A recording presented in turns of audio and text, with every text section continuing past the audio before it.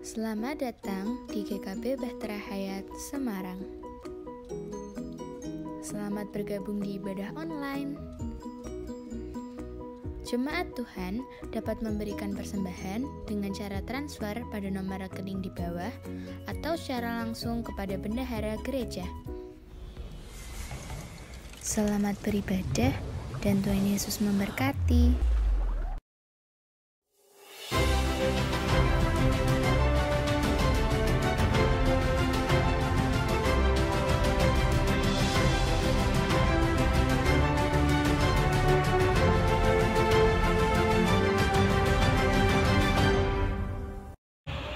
Shalom jemaat Tuhan. Selamat pagi. Semoga semuanya dalam keadaan yang baik dan disertai oleh Tuhan. Dan seminggu ini kita sudah disibukkan oleh kegiatan kita masing-masing. Tiba saatnya pada pagi hari ini kita mau bersama-sama masuk ke hadirat Tuhan dan menyembah Tuhan. Dan sebelum kita mengawali ibadah kita, mari kita bersama-sama bersatu dalam doa. Tuhan Yesus, kami berterima kasih Tuhan untuk segenap penyertaan-Mu di dalam hidup kami Tuhan. Terima kasih karena Engkau masih memberi kami kesehatan dan kecukupan sehingga kami dapat hidup pada pagi hari ini. Dan kiranya Tuhan sekarang kami mau beribadah, Engkau yang memberkati ibadah kami ini dari awal, pertengahan hingga akhir. Semuanya ada di dalam tangan kuasa-Mu Yesus. Biarkan segenap pujian dan penyembahan dari hati kami hanya demi kemuliaan dan hormat nama-Mu Yesus. Hanya di dalam nama-Mu Tuhan, kami siap untuk menyerukan nama-Mu. Haleluya, amin. Kita mau sama-sama serukan nama Yesus.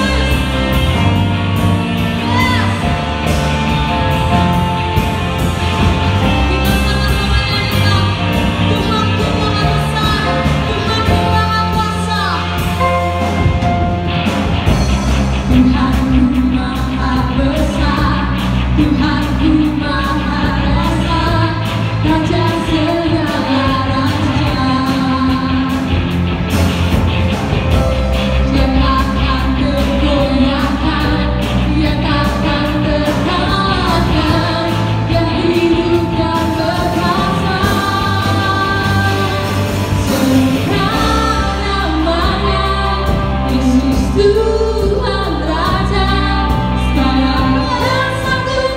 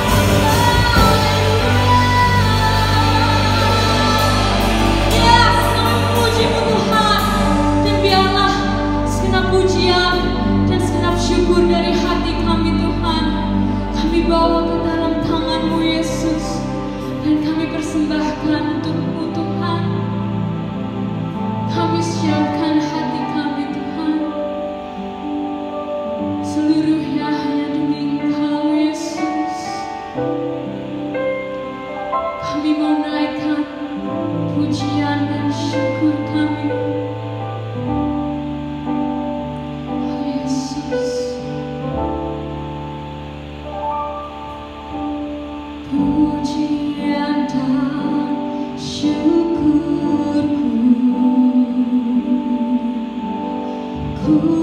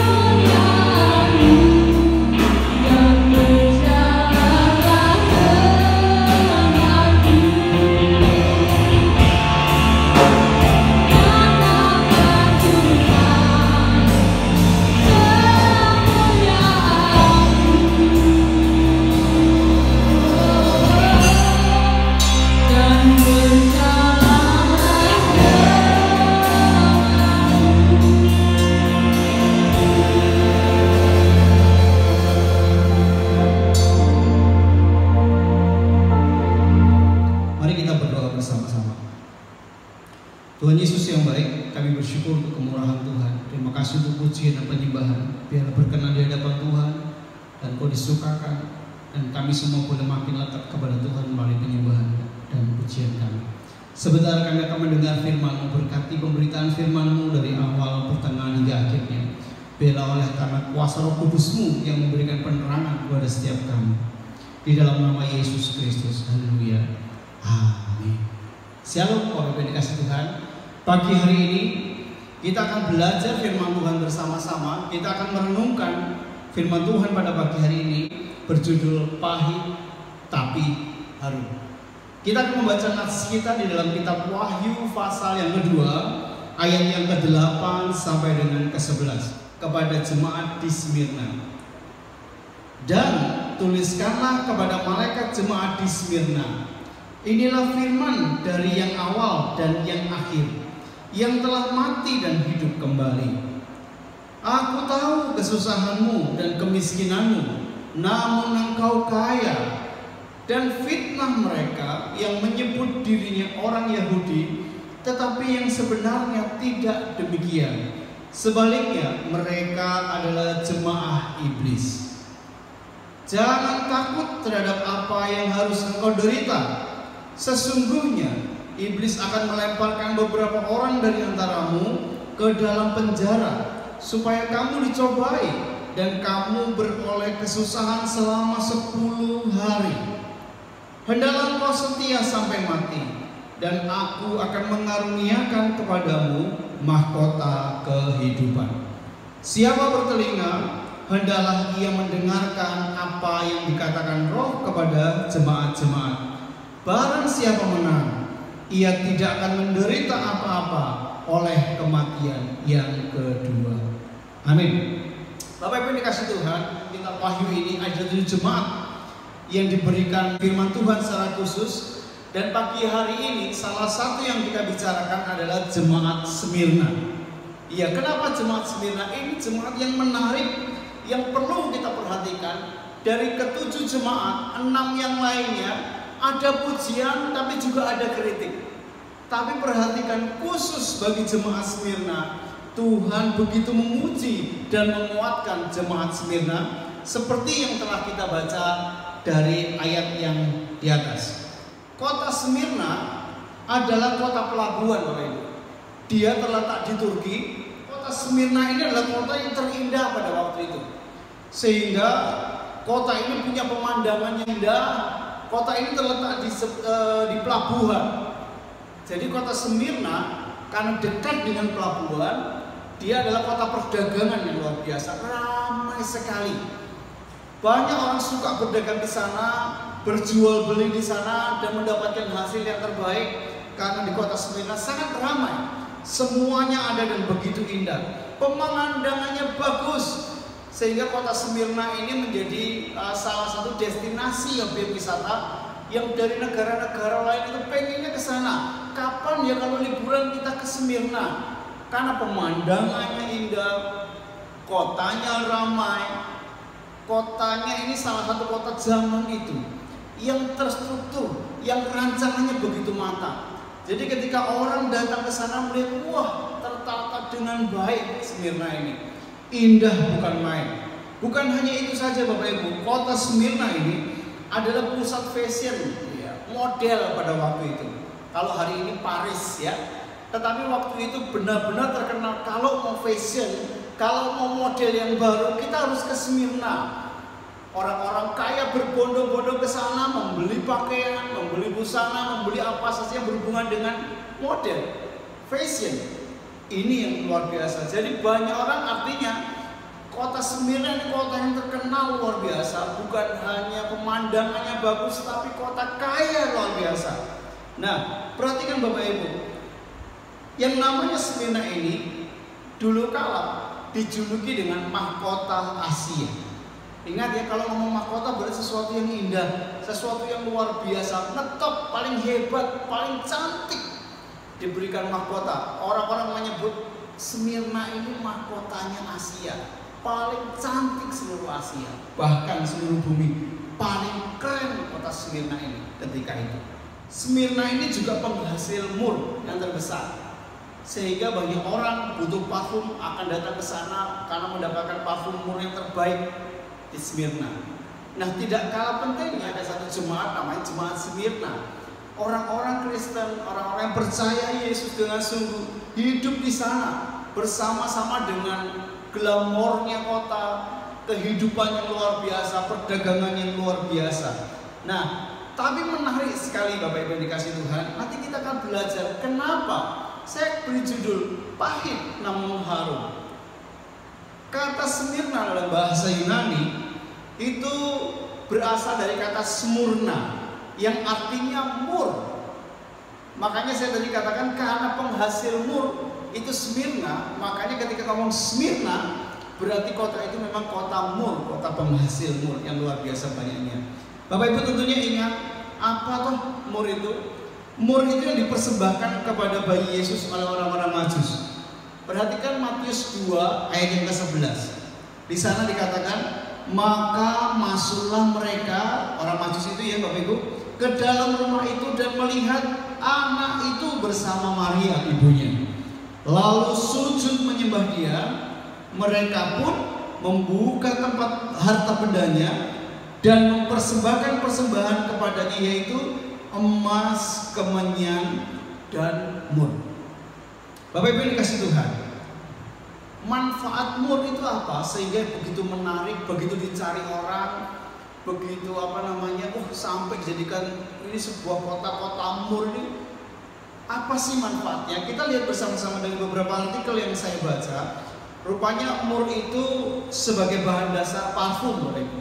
Sehingga orang pengen sekali berburu namanya minyak wangi dari mur ini. Yang pertama untuk parfum. Yang kedua juga untuk relaksasi Bapak Ibu, aromaterapi. Jadi kalau untuk kesehatan, menghirup itu merasa tenang, orang merasa nyaman sekali karena aromanya yang wangi dan luar biasa. Tapi untuk kesehatan juga perlu yang namanya mur ini. Saya membaca artikel itu berkata gini, mur bisa digunakan juga untuk meredakan demam. Jadi panas tinggi diberikan ramuan mur ini akan mengurangi panas ya, demam akan sembuh, mengurangi sakit kepala, juga mengurangi sakit pada luka. Jadi dioleskan ya, minyak mur ini bisa dioleskan kepada luka dan luka itu cepat sembuh. Artikel itu juga berkata bahwa mur itu punya antioksidan yang ampuh, anti kanker, anti bakteri, anti jamur. Artinya manfaatnya, karena manfaat yang luar biasa ini, mur ini dicari orang di belahan dunia.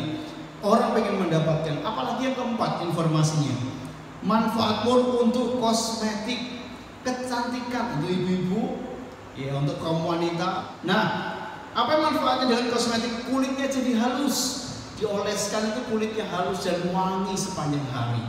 Wah, ada hal yang luar biasa lagi, informasi yang kelima, banyak hal yang lain, cuma saya bacakan beberapa saja. Manfaat mur yaitu mengawetkan mayat. Kalau bahasa yang lain membalsem. Jadi kalau ada yang mati, ya, tentunya pejabat yang mati atau raja mati, pasti dibalut dengan mur yang berupa getah yang dicairkan seperti lilin, Bapak Ibu, dicairkan, diberikan sehingga mayat ini awet dan wangi. Ya, ketika itu kan namanya jenazah atau mayat itu dikubur, ditaruh dalam goa tertentu seperti Firaun, orang bisa melihatnya, orang bisa mengunjunginya dan baunya wangi. Jadi mayatnya tidak busuk tapi menjadi bau yang wangi. Itu mur. Jadi betapa banyak manfaatnya mur ini sehingga orang suka dan beli di sana. Mereka jual mur, mereka dapat uang begitu banyak dan luar biasa. Ini manfaat mur. Sehingga Smyrna itu identik dengan mur, karena Smyrna adalah mur, penghasil mur terbaik ketika itu. Bapak Ibu sekalian, yang namanya mur itu artinya pahit. Bapak Ibu yang dikasih Tuhan, yang saya ingin sampaikan adalah nama kota Smyrna yang artinya adalah pahit inilah yang digunakan Tuhan menjadi gambaran kehidupan mereka. Smyrna yang artinya pahit ini, Tuhan di dalam ayat tadi mengatakan, aku tahu kesusahanmu, aku tahu kemiskinanmu. Perhatikan Bapak Ibu dikasih Tuhan, Di sana menunjukkan betapa susahnya hidup mereka, betapa baiknya hidup mereka. Di antara kota yang luar biasa, bergelimang harta, ramai, indah. Tetapi kelompok orang Kristen, orang yang percaya Yesus ini, bukan menikmati keindahan kota Smyrna, tapi mengalami kepahitan, mengalami penderitaan. Dan inilah yang digunakan Allah untuk menguatkan jemaat di Smyrna. Bapak Ibu dikasih Tuhan, sekali lagi perhatikan Wahyu 2 ayat yang 9. Tadi kita sudah baca. Dikatakan di sana, aku tahu kesusahanmu dan kemiskinanmu. Bapak Ibu yang dikasih Tuhan, di Smyrna orang-orang Yahudi berkuasa dengan luar biasa. Orang-orang Yahudi di Smyrna mengaku pengikut Kristus. Ya, makanya dikatakan di sana ayat yang ke-9 tadi, perhatikan di sana, fitnah mereka yang menyebut dirinya orang Yahudi, tetapi yang sebenarnya tidak demikian. Sebaliknya mereka adalah jemaah iblis. Mereka mengaku saya pengikut Tuhan, tetapi ternyata tidak demikian. Justru orang-orang Yahudi yang kaya di sana, yang punya kedudukan, mereka cukup banyak komunitas di sana, menghimpit yang namanya orang-orang percaya di Smyrna. Orang-orang yang minoritas, sedikit orang-orang percaya yang berkumpul menyembah Tuhan, dihimpit oleh orang-orang Yahudi. Nah, di sanalah terjadi permusuhan yang luar biasa. Orang Yahudi makin memusuhi orang-orang percaya di Smyrna. Kelompok-kelompok Yahudi ini adalah aktor di balik penderitaan gereja Tuhan di Smyrna. Ketika kita membaca nas tadi, ada tuduhan, ada fitnahan yang terus disampaikan oleh orang-orang Yahudi. Tujuannya apa? Tujuannya untuk membinasakan. Mereka nggak mau ada orang-orang Kristen, ada orang-orang yang percaya Yesus di Smyrna. Oleh karena itu, jemaat Tuhan di Smyrna terus ditekan. Orang-orang percaya terus dibuat menderita. Sampai-sampai nas ini benar berkata bahwa aku tahu, dikatakan Tuhan tahu kesusahanmu, Tuhan tahu kemiskinanmu. Sampai yang dikatakan susah dan miskinlah orang-orang percaya di Smyrna ini. Bapak Ibu, kata kesusahan dan kemiskinan ini bukan seperti oh kita miskin, tetapi kita masih punya sesuatu. Oh saya berkekurangan, tapi saya masih punya ini yang bisa saya makan. Tetapi kata kemiskinan yang ditulis di dalam Wahyu 2 ayat 9 ini artinya adalah benar-benar melarat. Orang-orang Smyrna nggak punya apa-apa, habis semuanya. Mereka nggak bisa bekerja, mereka teraniaya, mereka mau bekerja di fitnah, akhirnya masuk penjara. Mereka bergerak dituduh ini, dituduh ini, kita akan belajar bersama-sama. Nggak bisa bergerak, mereka melarat. Bukan hanya miskin, oh hari ini saya nggak punya apa-apa, benar-benar tidak punya apa-apa. Inilah kondisi orang-orang jemaat Smyrna, orang-orang percaya di Smyrna. Tuhan tahu mereka susah, mereka miskin. Perhatikan Bapak Ibu dikasih Tuhan, kenapa mereka dikatakan susah dan miskin? Memang apa yang dilakukan oleh orang Yahudi bagi jemaat di Smyrna? Beberapa hal saya ingin sampaikan. Yang pertama, jelas dalam nas tadi berkata bahwa orang-orang Yahudi ayat yang ke-9 itu memfitnah orang-orang percaya di Smyrna, supaya orang-orang yang percaya itu mengalami penderitaan karena mendapat hukuman dari pemerintah setempat. Contohnya, fitnahan terhadap orang-orang di Smyrna adalah yang pertama, mereka dituduh kanibalisme. Tahu ya Bapak Ibu kanibalisme? Kanibalisme itu artinya orang makan orang. Ya, kalau beberapa tahun yang lalu kita kenal namanya Sumanto, ya, makan orang. Kuburan dibongkar, orang dimakan di kuburan. Kenapa mereka mengatakan orang percaya Yesus itu kanibal? Karena mereka mengutip ketika orang-orang percaya berkumpul mengadakan perjamuan kudus, pasti perkataan ini muncul. Tuhan berkata, inilah tubuhku, makanlah. Kemudian inilah darahku, minumlah. Wow, mereka punya celah. Orang Yahudi ini melaporkan kepada pemerintah setempat. bahwa orang Kristen itu orang kanibal, dia makan tubuh, dia minum darah, langsung ditangkap, langsung dipenjara karena kanibalisme itu jahat. Nah, tuduhan ini dituduhkan dalam hubungannya apa? Ternyata Bapak Ibu, ada sejumlah kasus anak-anak yang hilang di Smyrna itu. Mungkin sama dengan kasus yang seringkali terjadi di kota kita, di negara kita, ada anak hilang, diculik. Nah, kalau ada anak yang hilang, ada anak diculik, orang Yahudi berkata itu pasti orang Kristen. Kenapa? Karena orang Kristen kanibal, itu anak kecil itu diculik, pasti akan dimakan. Dibuat perjamuan, yang diangkat itu inilah tubuhku, makanlah. Maka tuduhan ini makin nyata lah. Orang-orang Kristen yang beribadah diintai terus, diintip terus oleh aparat, dan dilihat benar apakah yang dikerjakan benar-benar kanibalisme. Ini tuduhan yang luar biasa. Yang kedua, tuduhannya adalah orang percaya di Smyrna dibilang mereka adalah orang-orang yang asusila. Loh, kenapa demikian? Perhatikan Bapak Ibu, orang-orang Kristen ketika itu mengadakan perjamuan kasih tidak di tempat ibadah seperti kita setiap minggu mungkin ada ibadah, tidak. Tapi karena mereka ditekan, mereka nggak bisa beribadah di tempat umum, mereka itu beribadah di gua-gua. Mereka masuk gua. Kita tahu kalau nonton TV di daerah Timur Tengah itu banyak gua-gua yang kita masuk, kemudian dalamnya itu luas. Nah, mereka masuk ke dalam gua, pasangan-pasangan suami istri masuk gitu ya.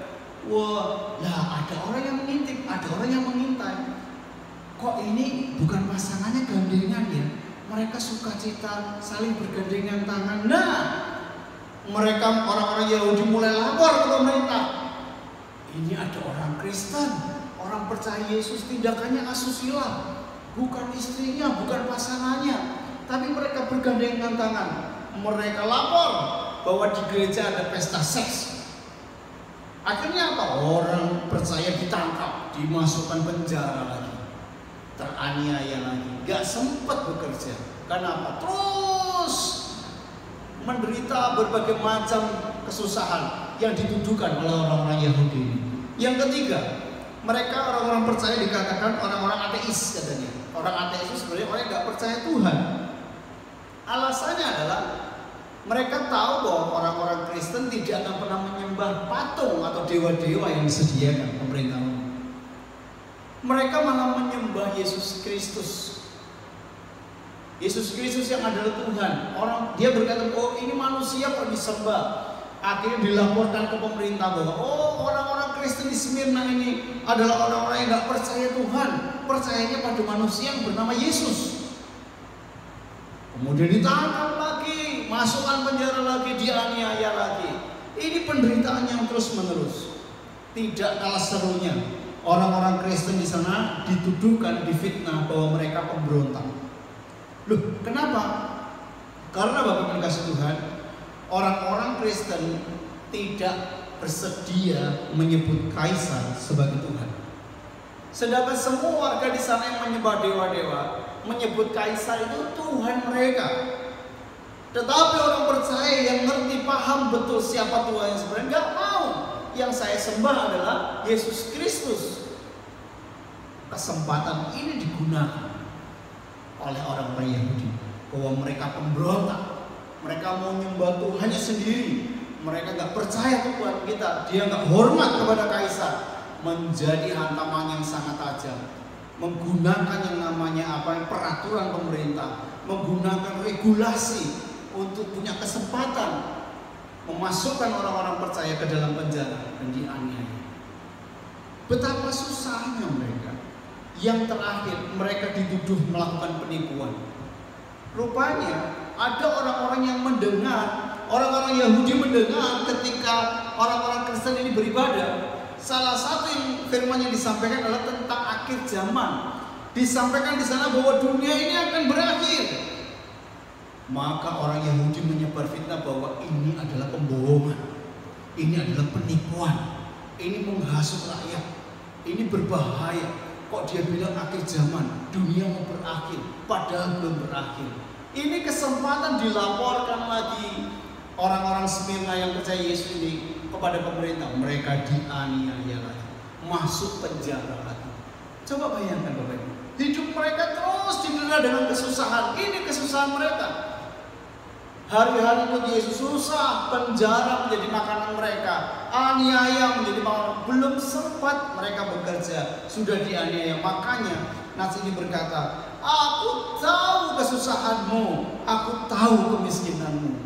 Tuhan berkata kepada orang-orang Smyrna, sesengsara apapun hidupmu, semiskin apapun hidupmu, Tuhan tahu.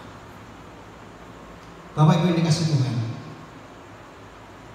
benar-benar ketika kita memahami, ketika kita menilik posisi kita seakan-akan kita orang-orang Smyrna, pastilah kita bisa bayangkan bagaimana saya bisa hidup dengan nyaman kalau keadaannya seperti ini. Sedikit-sedikit dilaporkan, sedikit-sedikit difitnah, dan fitnahan itu akhirnya ditindaklanjuti oleh pemerintah. Saya ditangkap. Betapa Bapak Ibu pasti akan mengalami hal yang sama seperti yang dialami orang-orang di Smyrna, yaitu susah dan miskin. Oleh karena Tuhan sendiri yang berfirman melalui Yohanes bahwa Tuhan tahu jemaat-jemaat Smyrna atas kesusahan mereka, karena mereka sengsara dan mereka miskin. Penjara menjadi makanan mereka. Bahkan tekanan pemerintah begitu luar biasa. Bahkan ayat yang ke-10 kita perhatikan di sana. Dan kamu akan beroleh kesusahan selama 10 hari. Bayangkan, mengalami kesusahan selama 10 hari. Kata 10 hari ini Bapak Ibu bukan berarti Senin, Selasa, Rabu, Kamis, bukan. Dimana ada 10 kekaisaran yang berganti, dan semua kekaisaran dari 10 kaisar ini yang berganti-ganti adalah kaisar-kaisar, pemerintah-pemerintah yang anti orang Kristen, anti Kristus, gak suka dengan kekristenan. Bayangkan, ketika kita berpikir, pemerintah ganti, pastikan kita sebagai orang percaya punya harapan, wah jangan-jangan, puji Tuhan, siapa tahu dengan pemerintah ini kekristenan diberikan keleluasaan. Ternyata tidak. Pasti kita akan berharap, siapa tahu pemerintahan yang akan datang akan berubah. Ini yang dialami oleh jemaat-jemaat Smyrna. Berganti 10 pemerintahan, tetapi ke-10 pemerintahan ini, kaisar-kaisar yang memerintah, tidak satupun yang menolong orang percaya. Bahkan sebaliknya, 10 kaisar ini yang berganti-ganti menekan orang percaya terus menerus. Betapa pahitnya penderitaan mereka.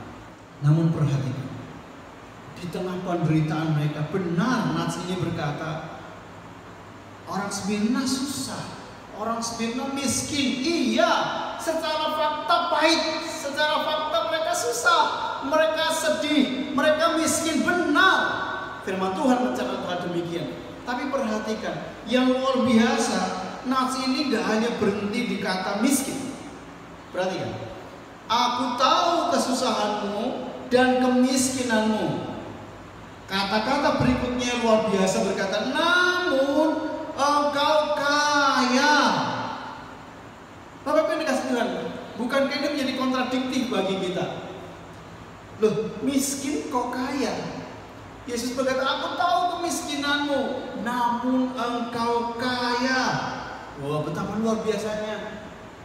Bapak Ibu yang dikasih Tuhan, yuk, rasanya kita berpikir, loh, orang miskin, jelas-jelas tadi dikatakan dia nggak punya apa-apa, dia menderita luar biasa. Tetapi kenapa Allah mengatakan jemaat Smyrna adalah kaya? Bapak Ibu yang dikasih Tuhan, mari kita lihat bagaimana cara Allah memandang antara kaya dan miskin. Apakah sama dengan cara pandang kita? Apakah sama dengan cara pandang dunia? Orang dunia berkata kalau kaya, semua dia punya. Semua ada di Smyrna mereka punya. Segala hal yang orang lain punya, dia punya, bahkan mungkin lebih. Tapi perhatikan, kalau orang yang miskin, berarti orang yang gak punya apa-apa. Ini paradigma dunia. Tapi perhatikan, kalau Allah memandang antara kaya dan miskin berbeda. Allah tidak melihat fisik, Allah gak melihat materi. Perhatikan di sana, ketika orang percaya seakan-akan dalam fisik mereka, secara real mereka miskin, nggak punya apa-apa. Tapi perhatikan, Allah itu memadani berbeda. Dia bukan orang yang miskin, dia orang yang kaya. Bukankah ini kita perhatikan bukan sebuah paradoks, tetapi sebuah cara pandang Allah yang berbeda dengan cara pandang kita. Ternyata kaya yang dimaksud di sini bukan kaya lahiriah, dan itu nggak akan mungkin yang dihadapi orang-orang Smyrna. Tetapi kaya akan iman manusia batiniah, orang-orang Smyrna yang tetap lekat kepada Tuhan. Ini kaya. Bapak Ibu dikasih Tuhan, betapa kita melihat orang yang menderita hari demi hari, bulan demi bulan, tahun demi tahun, dianiaya, terus difitnah dalam pengiringannya kepada Tuhan. Gak semua orang lo tahan, gak semua orang bisa, gak semua jemaat mampu menghadapi situasi ini. Semua pemerintahan menghipit mereka, menghajar mereka. Tidak semua orang percaya bisa bertahan. Tapi perhatikan, jemaat di Smyrna menjadi teladan bagi kita. Di tengah kesengsaraan mereka, di tengah kesusahan dan kemiskinan mereka, mereka tetap bertahan ikut Yesus. Di penjara oke, dianiaya silahkan, kami tetap ikut Yesus. Ini kekayaan yang gak bisa dibayar dengan apapun, gak bisa dibeli, gak bisa ditukar dengan apapun. Bapak Ibu yang dikasih Tuhan, betapa Tuhan melihat bahwa orang-orang di Smyrna adalah orang-orang yang kaya. Berbeda dengan jemaat Laodikia. Di sana juga dikisahkan mereka tuh menganggap bahwa diri mereka kaya. Mereka penghasil wool, ya, ahli-ahli kedokteran, dokter mata ada di sana. Tapi perhatikan, justru Allah malah mengatakan kamu miskin dan kamu buta. Padahal realitanya mereka sehat, mereka kaya, mereka orang-orang pintar. Tapi perhatikan, cara pandang Allah, Tuhan lebih memandang manusia batinnya kita jauh lebih penting daripada hal yang lahiriah. Orang-orang Smyrna ditindas, realita dia miskin, susah. Tapi Yesus berkata, kamu kaya. Bapak Ibu yang dikasih Tuhan, ini loh yang membuat orang-orang di Smyrna menjadi keharuman seperti parfum yang diminati dan disukai oleh banyak orang. Harum di hadapan Tuhan, bukan di hadapan manusia, di tengah kepahitan hidup yang mereka harus jalani. Bapak Ibu yang dikasih Tuhan, oleh karena itu nasihat Tuhan bagi jemaat-jemaat di Smyrna yang kaya akan iman, yang terus mau menderita, melewati kesusahan dan kemiskinan, tapi mereka ikut Yesus, tetap mengasihi Tuhan. Ini nasihat yang mungkin perlu juga bagi kita ketika kita hari-hari ini mungkin menghadapi kesukaran ini. Yang pertama dikatakan di sana ayat yang ke-10, jangan takut terhadap apa yang harus engkau derita. Kita nggak bisa pilih penderitaan apa yang akan kita hadapi, tetapi kita bisa ikut firman Tuhan yang berkata bahwa jangan takut atas penderitaan apapun. Jalani, karena Tuhan memberikan kita bukan roh ketakutan, tapi roh keberanian. Karena di dalam penderitaan, di dalam kesusahan, di dalam kemiskinan kita, meskipun kita miskin dan susah, ada Tuhan yang bersama dengan kita. Yang kedua, nasihat yang terbaik adalah tetap setia sampai mati. Ini sekali lagi tidak mudah, tapi perhatikan Tuhan berkata kepada jemaat di Smyrna, hendaklah engkau setia sampai mati. Iman yang sudah dijalani begitu kuat, melewati derita demi derita, melewati kesukaran demi kesukaran, kemiskinan demi kemiskinan, Tuhan berkata tetap setia. Yang ketiga, ayat yang ke-11, firman Tuhan berkata, siapa bertelinga, hendaklah ia mendengarkan apa yang dikatakan Roh kepada jemaat-jemaat. Perhatikan di sana yang ketiga, dengar-dengaran firman Tuhan itu baik. Bukan hanya berani hadapi semuanya, bukan hanya setia, tapi perhatikan perlu juga kita dengar-dengaran firman Tuhan. Bukan asal dengar firman Tuhan, tapi setiap kali kita dengar firman Tuhan, dengar dengan baik. Perhatikan, renungkan firman Tuhan dan lakukan dalam kehidupan kita sehari-hari. Itu yang berkenan kepada Tuhan. Semua kita terdampak dengan virus, COVID-19 ini. Kesusahan di mana-mana. Tapi perhatikan, dengan kita mendengar firman Tuhan, kita dikuatkan. Gak putus asa, gak khawatir, gak was-was, gak paranoid, tetapi tetap kuat sampai hari ini. Karena apa? Karena Bapak Ibu dan saya dengar firman. Bukankah ini yang harus kita jaga? Tidak takut menghadapi segala sesuatu, tetap setia dengan Tuhan, gak berpikir untuk pindah ke yang lain, dan dengar akan firman. Setiap perenungan, setiap hari yang kita baca, yang kita renungkan, kita lakukan menjadi kekuatan bagi setiap kita, sehingga kehidupan kita bisa sama seperti kehidupan orang-orang di Smyrna. Kalau Smyrna dalam kepahitan mereka bisa membawa keharuman di hadapan Tuhan. Saya berdoa jemaat di tempat ini, Bapak Ibu di rumah, anak-anak yang saya kasih, engkau juga bisa menjadi keharuman di hadapan Tuhan. Asal engkau benar-benar setia kepada Tuhan. Hadapi dengan iman yang luar biasa. Jangan pernah berpikir secara lahiriah yang menjadi fokus hidup kita, tapi manusia batinnya ini yang dilihat oleh Tuhan. Penerapan bagi kita pada pagi hari ini. Yang pertama, mungkin hari-hari ini Bapak Ibu Saudara mengalami kesusahan yang berbeda-beda. Satu keluarga memiliki kesusahan yang lain, keluarga yang lain pasti punya kesusahan yang berbeda dengan yang lain. Ketika kamu menghadapi kesusahan seperti itu, ingat bahwa jemaat Smyrna mengalami kesusahan yang jauh lebih berat dari kita semuanya. Amin. Kalau jemaat Smyrna yang mengalami kesusahan yang berat, tapi iman kuat di dalam Tuhan, Tuhan tolong, Tuhan beri kekuatan, Tuhan kasih perhatian. Apalagi Bapak Ibu dan saya, Tuhan pasti tolong. Jadi jangan takut. Makin kuatkan iman kita supaya kita menjadi keharuman di hadapan Tuhan.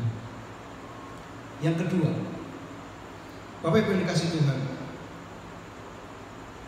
apapun yang terjadi dalam kehidupan kita, ketika kita melewati semuanya, melewati derita demi derita, kesusahan hari-hari ini, kita nggak tahu pandemi ini kapan berakhir. Tidak jelas, tidak ada yang bisa memastikan. Kita nggak perlu tahu dan kita akan pusing dengan semuanya itu. Jalani saja, tapi perhatikan, kita menjalani semuanya ini atas panduan firman Tuhan. Panduannya apa? Jangan takut, hadapi saja semuanya itu bersama dengan Tuhan. Tetap setia dalam Tuhan. Kalaupun hari-hari ini harus ibadah di rumah, oke, saya akan tetap ibadah dari rumah. Saya akan tetap berenungan dan cari Tuhan setiap hari. Lakukanlah dengan setia. Engkau akan kuat di dalam Tuhan. Dan apa yang sudah kita renungkan, apa yang sudah kita baca, apa yang sudah kita dengarkan, lakukan. Menjadi bagian dari karena kita dengar-dengar akan Tuhan. Dan itu akan menyukakan hati Tuhan. Kita belajar dari jemaat di Smyrna menjadi kekuatan bagi setiap kita. Dan Tuhan senang dengan jemaat-jemaat yang demikian, karena imannya kuat menghadapi segala sesuatu. Dan Tuhan acungi jempol, hebat, kamu kaya. Tuhan melihat batin Bapak Ibu Saudara sekalian. Apakah sudah dia mengeluh hari-hari ini? Adakah seorang atau dua orang yang mulai bosan, mulai jenuh dengan Tuhan? Tuhan kapan? Yuk kita sadar bersama-sama, setia kepada Tuhan. Biarlah hidup kita menjadi keharuman bagi kemuliaan Tuhan. Dan yang indah yang ketiga adalah ketika kita menjalani semuanya dengan setia, iman kita dengan setia sampai kita mati. Firman Allah menjanjikan disediakan mahkota kehidupan bagi setiap Bapak Ibu dan saya. Kenapa ada mahkota kehidupan? Perhatikan, ketika awal tadi saya katakan bahwa Smyrna itu menjadi mahkota Asia, saking indahnya itu bagi manusia. Tapi perhatikan, Tuhan mengambil juga bahwa kalau engkau setia dalam penderitaan, ikut Yesus, ada pergumulan, tapi engkau tetap setia di dalam Tuhan, pas engkau meninggal dunia, ada mahkota kehidupan bagi setiap Bapak Ibu dan Saudara. Setialah terus, karena kesetiaan kita dihargai Tuhan. Ketika kita hidup di dunia dalam kesengsaraan kita, Tuhan menolong, Tuhan mendampingi kita, memberikan kekuatan. Ketika kita meninggal dalam kesetiaan kita kepada Tuhan, Tuhan kasih yang namanya mahkota kehidupan. Betapa indahnya bilang Tuhan. Saat di dunia, Tuhan jamin hidup kita. Saat kita meninggal, Tuhan beri hadiah, yaitu mahkota kehidupan. Jadi Bapak Ibu Saudara kasih Tuhan, mari makin setia kepada Tuhan. Ya, hari ini berat, hari-hari kita selalu dan kita mungkin membosankan di rumah, nggak bisa berbuat apa-apa, semua terbatas.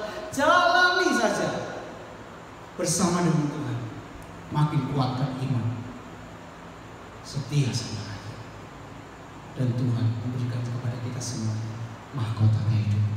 Saya berdoa supaya ketika kelak kita meninggal, kita bersama-sama ketemu di surga, semua saya melihat memakai mahkota kehidupan karena setia di dalam Tuhan. Tuhan Yesus berkata, mari kita berdoa. Ya Tuhan, Engkau dahsyat, Engkau baik. Terima kasih untuk keteladanan jemaat Smyrna yang menolong kami untuk kuat bahwa penderitaan kami hari ini tidak seberapa dibandingkan jemaat Smyrna. Kadang kami mengeluh, kadang kami bersungut-sungut, kok begini, kok begitu. Aku gak mau begini Tuhan, maunya begitu. Tetapi kalau jemaat Smyrna tekun setia di dalam Tuhan dalam segala penderitaan mereka, ayo kita berkata, Tuhan, aku juga mau seperti jemaat Smyrna, untuk makin dekat kepada Tuhan, menjadi keharuman di hadapan Tuhan, walaupun harus mengalami kepahitan demi kepahitan. Ampuni Tuhan kalau Kau mendapati hati kami hari-hari ini salah bersikap, bahkan mungkin ada yang menyalahkan Tuhan dalam peristiwa-peristiwa hidup kami. Ampuni kami Tuhan, perbaharui batin kami. Kami mau belajar dari jemaat Smyrna, karena Kau menyertai kami dalam setiap pergumulan kami. Hamba-Mu berhenti berbicara, bila firman-Mu Tuhan, kuat kuasa Roh Kudus-Mu menerjemahkan lebih gamblang, lebih jelas lagi dalam setiap hati dan pribadi, sehingga kami benar-benar menjadi pelaku firman dan menjadi berbahagia, menjadi keharuman di hadapan Tuhan, seperti jemaat di Smyrna. Hamba-Mu bersyukur, berdoa dan memberkati setiap jemaat yang ada di dalam nama Yesus Kristus. Haleluya. Amin. Mari jemaat yang dikasihi Tuhan, kita akan mengakhiri ibadah kita bersama-sama. Saya undang bagi berdiri bersama-sama, tengadakan tanganmu di hadapan Tuhan dan terimalah berkat, dan percaya bahwa Engkau diberikan kekuatan karena Tuhan menyertai kita semuanya, melewati semua penderitaan, melewati semua kesusahan. Kita percaya ada Tuhan yang menolong kita. Terima kasih Tuhan. Hatiku percaya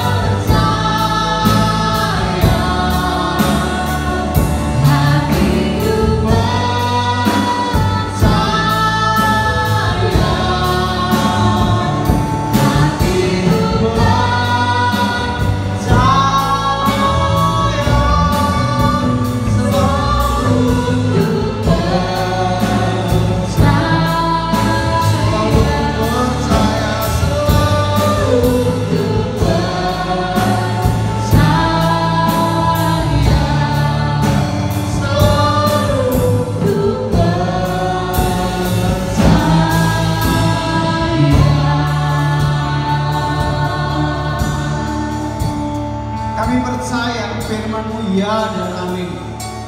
Kami mau belajar dari jemaat di Smyrna. Kalaupun ada kesusahan yang datang pada hidup kami tidak akan mundur dari iman kami. Justru iman kami makin teguh di dalam Tuhan. Karena Tuhan tahu setiap derita kami, Tuhan tahu setiap pergumulan kami, dan Tuhan akan tolong tepat pada waktunya. Ajar kami untuk tidak takut menghadapi semuanya ini. Ajar untuk kami dengar-dengaran akan firman Tuhan. Dan ajar kami itu setia melakukannya, sehingga kami menikmati pertolongan Tuhan hari demi hari dalam kehidupan kami setiap hari. Terima kasih Tuhan, terima kasih. Ini kami, ini hidup kami. Tolong berkati dan lindungi kami Tuhan sepanjang minggu ini. Apapun yang kami kerjakan, kami rindu ada pertolongan Tuhan atas kehidupan kami. Bapak Ibu jemaat yang dikasihi Tuhan, sekarang kembalilah kepada aktivitasmu. Kalau kau masih bekerja, bekerjalah dengan baik. Kalau kau masih belajar di rumah, diberkatilah pelajaranmu. Engkau yang mengerjakan pekerjaanmu di rumah tetap diberkati dan dilindungi oleh Tuhan, sehingga semua yang kau kerjakan Tuhan membuat berhasil. Kiranya berkat Allah yang Maha Kuasa ada bagi setiap kita sekalian.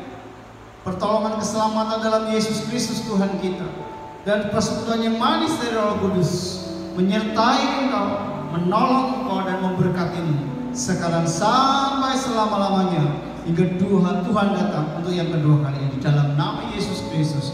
Haleluya, amin. Tuhan Yesus memberkati.